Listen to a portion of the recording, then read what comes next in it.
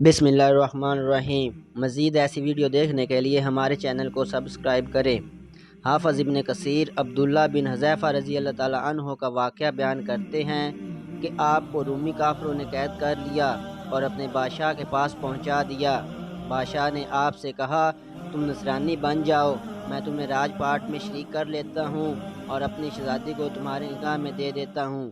عبداللہ بن حذیفہ رضی اللہ تعالیٰ عنہ نے جواب دیا کہ یہ تو کیا، اگر تو اپنی بادشاہت مجھے دے دے اور تمام عرب کا راج بھی مجھے سونپ دے اور چاہے کہ میں ایک آنکھ چکنے کے برابر بھی اپنے دین محمد صلی اللہ علیہ وآلہ وسلم سے پھر جاؤں تو بھی یہ ناممکن ہے۔ بادشاہ نے کہا، پھر تجھے قتل کر دوں گا۔ حضرت عبداللہ بن حذیفہ رضی اللہ تعالیٰ عنہ نے جواب دیا، ہاں یہ تجھے اختیار ہے۔ چنانچہ اسی وقت بادشاہ نے حکم دیا اور انہیں صلیب پر چڑھا دیا، اور تیر اندازوں نے قریب سے بحکم بادشاہ ان کے ہاتھ پاؤں چھیدنا شروع کر دیا۔ بار بار کہا جاتا کہ آپ بھی نصرانیت قبول کر لو، اور آپ پورے صبر و استقلال کے ساتھ فرماتے جاتے تھے، ہرگز نہیں۔ آخر بادشاہ نے حکم دیا، اسے سوری سے اتار لو اور پتل کی بنی ہوئی دیگ خوب تپا کر آگ بنا کر لاؤ۔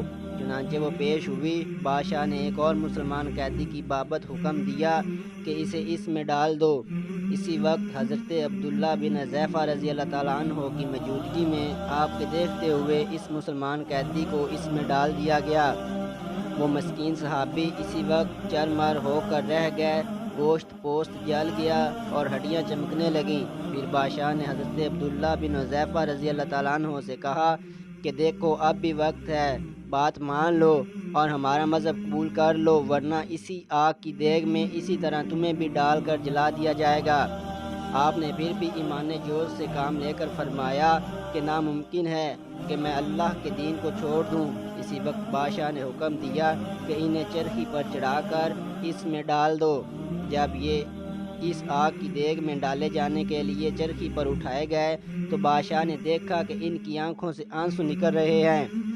اس وقت اس نے حکم دیا کہ رک جائیں اور انہیں اپنے پاس بلا لیا، اس لیے کہ اب اسے امید باندھ گئی تھی کہ شاید اس عذاب کو دیکھ کر اس کے خیالات بدل گئے ہوں، میری بات مان لے گا اور میرے مذہب کو قبول کر کے میری دامادی میں آ کر میری سلطنت کا ساتھی بن جائے گا۔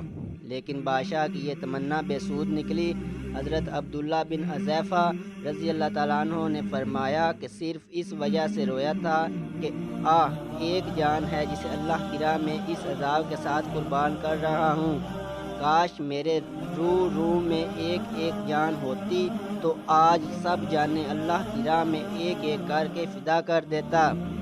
بعض روایات میں ہے کہ آپ کو قید خانے میں رکھا اور کھانا پینا بند کر دیا۔ کئی دن کے بعد شراب اور خنزیر کا گوشت بھیجا، لیکن آپ نے اس بھوک پر بھی اس کی طرف توجہ نہ فرمائی۔ بادشاہ نے آپ کو بلاوا بھیجا اور اسے نہ کھانے کا سبب دریافت کیا تو آپ نے جواب دیا، اس حالت میں میرے لیے جائز تو ہو گیا ہے، لیکن میں تجھ جیسے دشمن کو اپنے بارے میں خوش ہونے کا موقع نہیں دینا چاہتا۔ اب بادشاہ نے کہا، اچھا تم میرے سر کا بوسہ لے لو تو میں تمہیں اور تمہارے ساتھ کے تمام قیدیوں کو رہا کر دیتا ہوں۔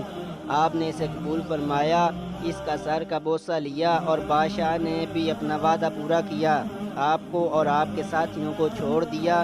جب حضرت عبداللہ بن حذیفہ رضی اللہ تعالیٰ عنہ یہاں سے آزاد ہو کر حضرت عمر فاروق رضی اللہ تعالیٰ عنہ کے پاس پہنچے تو آپ نے انہیں بڑے ادب کے ساتھ ممبر رسول صلی اللہ علیہ وآلہ وسلم پر بٹھایا اور فرمایا کہ عبداللہ رضی اللہ تعالیٰ عنہ اپنا واقعہ ہم کو سناؤ۔